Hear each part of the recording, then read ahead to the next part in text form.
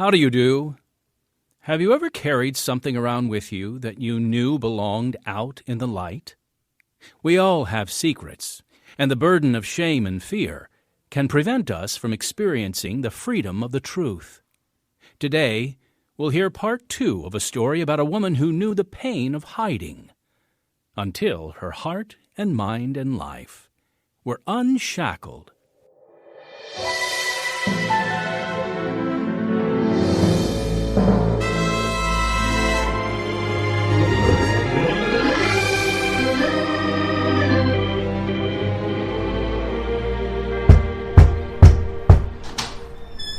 Hello?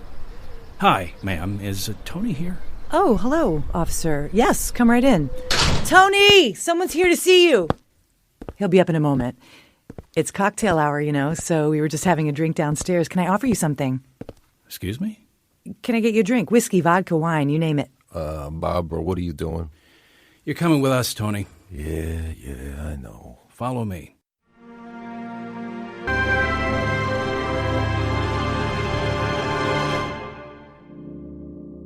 My husband, Tony, had a wall of privacy surrounding him. He was interesting and magnetic, different than the other men I knew. But as I got deeper into our marriage, I saw more and more of what he did. I learned of some of his activities and looked the other way on those I was not included in. He owned a number of adult bookstores and arcades that were extremely lucrative. Every day, a white van would pull up outside our condo, and we would count the money, along with his friend and ex-girlfriend. There they are. Open the wine, would you, BJ? Yes, and I'll clear off the table. Well. Hey there, brother. Barbara, don't you look beautiful? Hiya, Dan. Hey, Lisa. Hello, doll. I think we did well today. Looks like it. Anyone follow you here? No, buddy. How many times have I told you we're well under the radar? They came here the other day. What? The cops did. They came in. Out of the blue. Really? Yeah, you should have heard old BJ. The Vice are here to take me to the can, and she's offering cocktails. She's polite, isn't she? PJ, you did not. I'm surprised she didn't ask him to stay for dinner. I didn't understand what was going on. She's a cute little tomato, but a little soft. I'm glad they let you go. Me too. They kept me one night, then let me out. Got me on edge, though. Well, this'll make you feel better. Oh, that'll do. Lisa and BJ, you take that half. Get counting. All right, Tony. I'm not soft. I know you're not. Not anymore.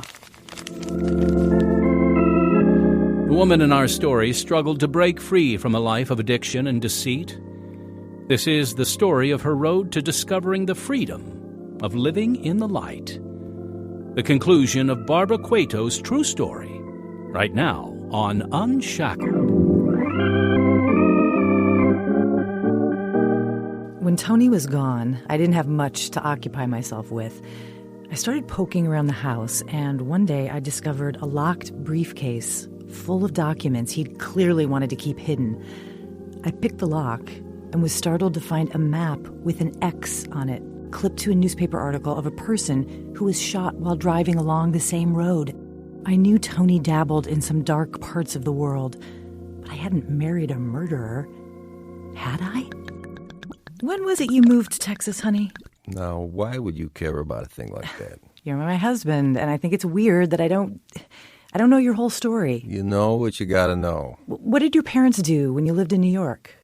Why are you so interested all of a sudden? I told you. I think it's odd that We've been together a while now. You never asked before. That's not true. I have asked. And every time I bring up your family, you change the subject. I'm your wife, Tony.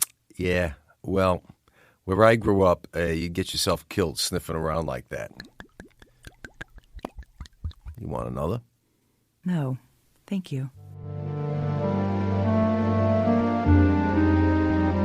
Though I never felt quite at peace living with Tony, he made sure I had everything I need. When I found out he couldn't have children, he gifted me a dog, Mutt. Mutt became my little companion in the midst of so much darkness. One night, I'd been out with girlfriends, and I was driving home with Mutt in the car. Hello? Tony, it's me. I've been in an accident. I flipped the car. What? Did anyone see you? No, it was just me. You okay? Yeah, I'm fine. Stay where you are in case the cops come. Don't go back to the car. I'll send someone for it. Be right there. He was more worried about being caught than making sure I was okay. But if these tendencies hurt me, I didn't confront him because it was around this time that Tony introduced me to cocaine. It didn't take long for me to become totally addicted, and as a result, even more dependent on him. And so Tony did as he pleased, including sleeping with other women. He defended this as the Mafia mentality. But one day I found a woman's bracelet in our bathroom, and I snapped. Did you have a nice time with Lisa? What's that? This is her bracelet, isn't it? I don't know. I don't know whose jewelry is whose. Just admit it, Tony. Why don't you say what you mean, BJ? You know what I mean. Did you sleep with Lisa? What if I did? I told you I can't be with only you. I told you that is an unrealistic expectation. Why? Why is that unrealistic? Because I only love you. Then how could you do this to me? It sure doesn't feel like love. It doesn't. Have you ever wanted for anything? Food, clothes, jewelry, friends? You want this bracelet? I'll get you one. I don't want her bracelet. Then what do you want? You knew when you married me what you were getting into. No, I didn't. Oh? And I still don't. You keep so many things from me. Oh, you make me feel like I'm in prison. Do you know how many other women want to be with me, BJ? My name is Barbara. I'm as done as you are.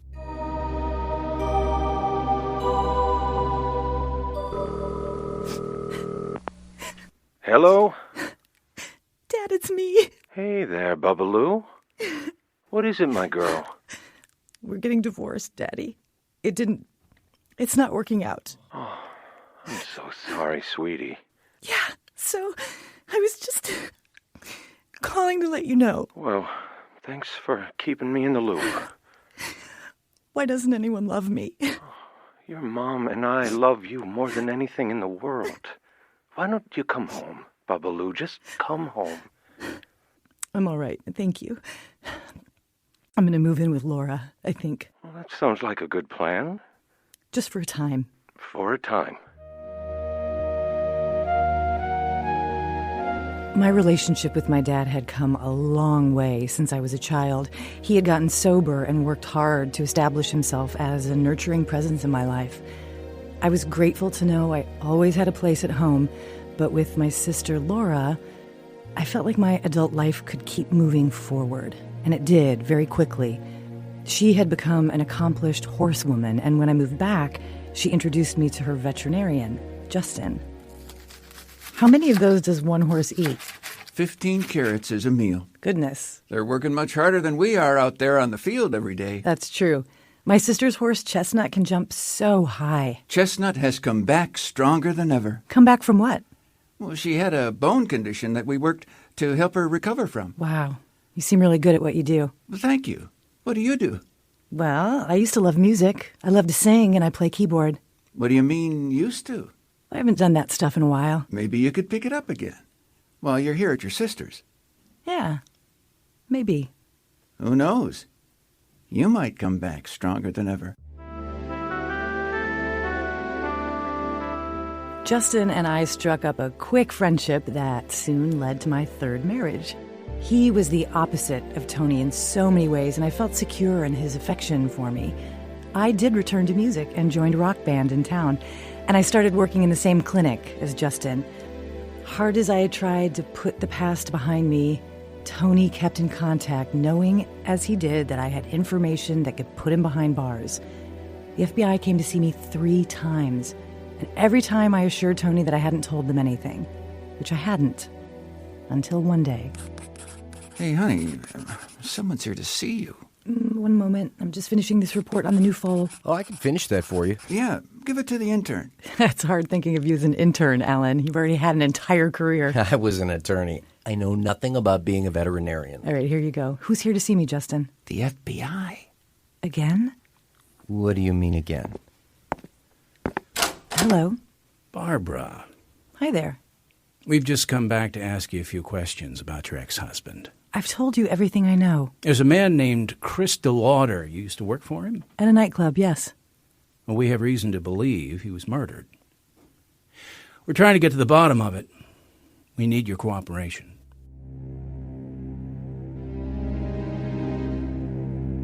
Why did I keep protecting Tony? In that moment, I decided to see what it felt like to do something right. Maybe that could start me down a new path. Covering up for him certainly wasn't leading me towards freedom. Barbara. Oh, well, I don't know why anybody would want to kill Chris DeLauder, but I'll tell you what I do know.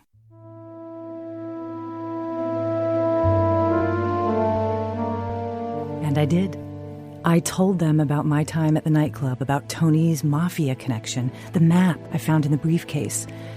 As I talked, I realized that Chris's fatal error had been to act against these powerful men. The FBI left and told me they'd be back in a few days to record what I'd told them. When I returned to our intern, Alan, I told him how candid I'd been with the officers. Are you trying to get yourself killed, Barbara? What do you mean? You don't come clean about the Mafia. If you do, you disappear. Look what happened to that guy, Chris. You know, I worked in law before this. So listen, you were married to Tony, which means you're not legally bound to testify against him. I'm not? No. And I'm telling you, if you value your life at all, when they come back, you just tell them that you changed your mind. Tell them you don't know anything. Otherwise, you'll be in as much trouble as Chris. I didn't want to die. I figured if there was a God who cared, he had placed Alan in that clinic to make sure that I didn't make a mistake. If there was a God, he must want me to put my past behind me. So that's what I tried to do. But I couldn't shake some of the things my past had given me, namely my drug addiction. I went on tour with my band, and between my absence and substance abuse and Justin's infidelities, our marriage fell apart. Soon after I returned home from my dad's birthday party, broken but grateful to be with family. There she is. Barbara, I'm so glad you came. Of course I came. It's not every day Dad turns 57. How are you, sweetheart? Oh, you know, I'm still here. Oh, we're so very glad about that. Can I get you some punch? Sure. Bob, look who's here. Oh, there's my Bubba Lou, the big rock star. Hi, Dad. Happy birthday. I like your wig. Oh, I'm Willie Nelson. You know, the country music star? You're not the only musician in the family. I love it. Your Uncle Vicente and I are about to do a duet. Grab a drink and come into the living room. My cousin pulled out the video camera to capture my dad's antics. And a strange, sad thought popped into my head. When you watch this video someday, your dad'll be gone.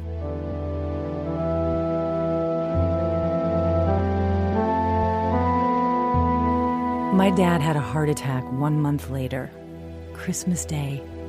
I raced to the hospital. As he declined, we had a chance to say our goodbyes. I was shattered. I hadn't had enough time with my dad. I hadn't thanked him sufficiently. I grieved his death deeply, drinking more and more to numb the pain. Then one morning, the phone rang. Hi, this is Barbara. Honey, this is Dad. I'm coming to see you, but I didn't want you to be afraid. Dad? What?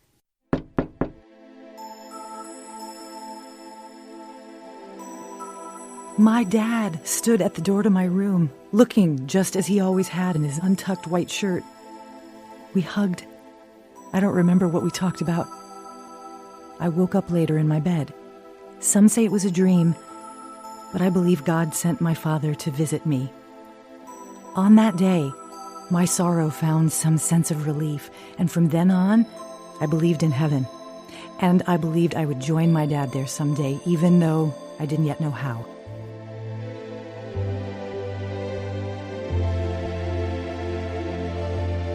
Not long after I lost my dad, my band was playing in a pub at a mall.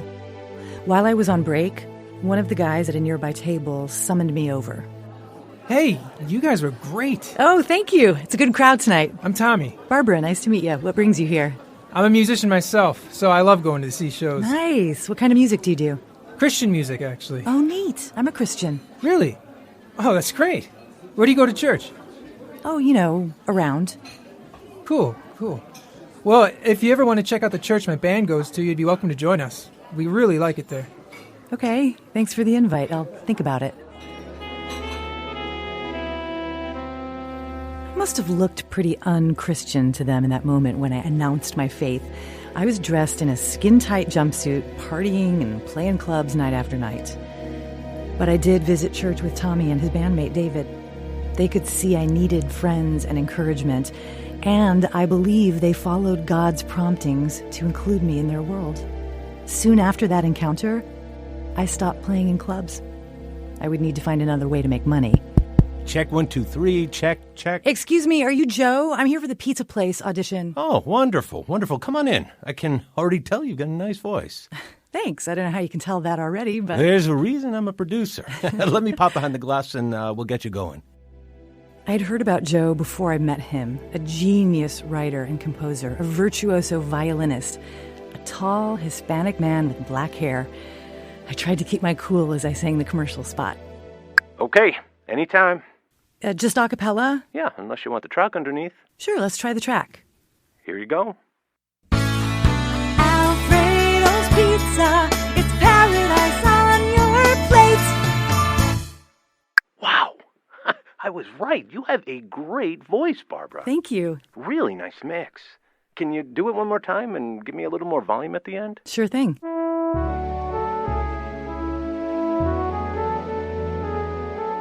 I got the parts, and that pizza restaurant spot led to more commercials. And most importantly, it led to me and Joe working together and dating, and one day we got married. I had finally found the love I'd been looking for in all of my failed marriages.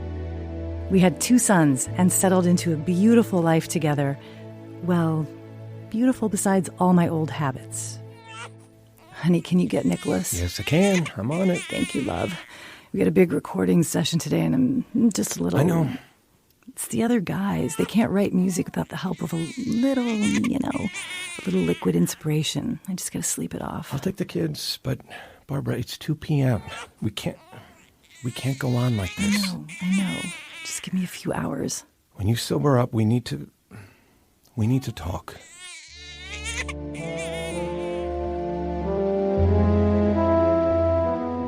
Much as I wanted to leave my past behind me, I had never fully healed. And while I called myself a Christian, I had no idea what that really meant, or how to become someone better, more loving, more disciplined than who I was. Joe was patient with me, but my addiction threatened to destroy the one love I knew was for real. At that point, I believe the Lord led me to a way out of my self-imposed darkness. His word says, "There hath no temptation taken you, but such as is common to man. But God is faithful, who will not suffer you to be tempted above that ye are able, but will with the temptation also make a way to escape, that ye may be able to bear it." Hi, sweetheart. Mom? How are you? How are the boys? We're good. Everyone's doing fine. What's up? Well, I'm calling with kind of a random idea, but I just thought I'd run it by you. Okay. Remember that religious retreat we visited years ago? Yeah. They told me I wasn't, basically holy enough. Well, yeah. You probably weren't. That may be so, but it hurt my feelings. I know it did. I felt rejected. What do you say we give it another shot? Maybe it will feel different this time around. And we'll get some mother-daughter time.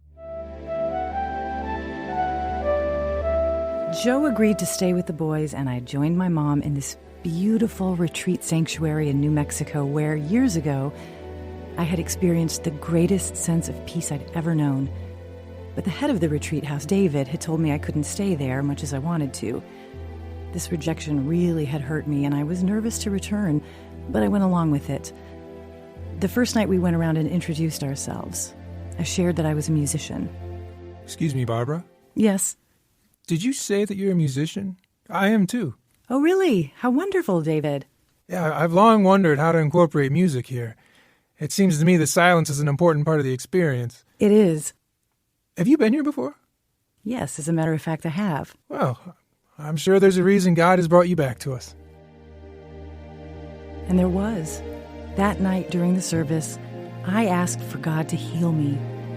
I felt my painful memories, mistakes, wounds, physical and emotional, all fall away like scales. In the quiet mountains of New Mexico, I finally recognized and believed that God loved me and forgave me. And I began to offer that same grace to myself.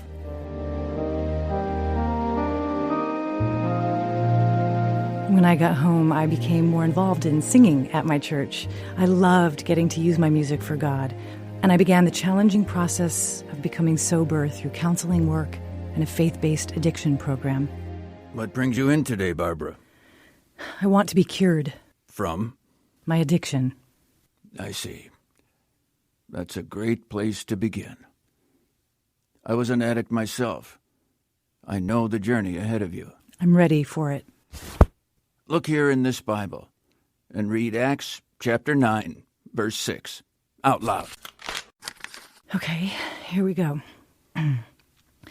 Arise and go into the city, and it shall be told thee what thou must do. Read it again. Arise and go into the city, and... Again. Arise and go into the city. Arise and go... Arise! Yes, that's it, Barbara. Arise!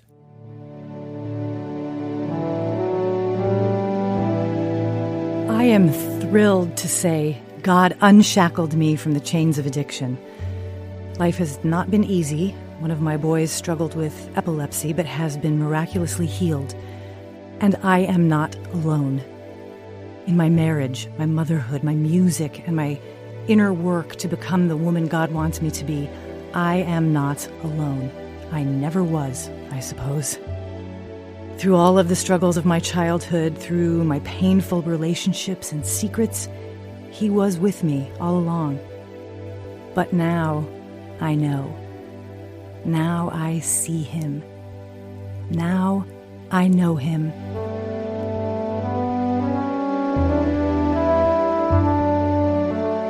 Do you struggle with addiction like Barbara did? Are you running from the realities of life by using drugs, alcohol, or anything really that keeps you from facing the one true God that can deliver you from that darkness? We believe that God is pursuing your heart the same way He chased after Barbara. Listening friend, won't you consider letting Him catch you? Are you tired of running? Are you tired of searching?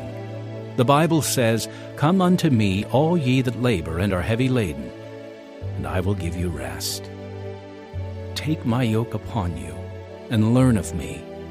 For I am meek and lowly in heart, and ye shall find rest unto your souls. For my yoke is easy, and my burden is light."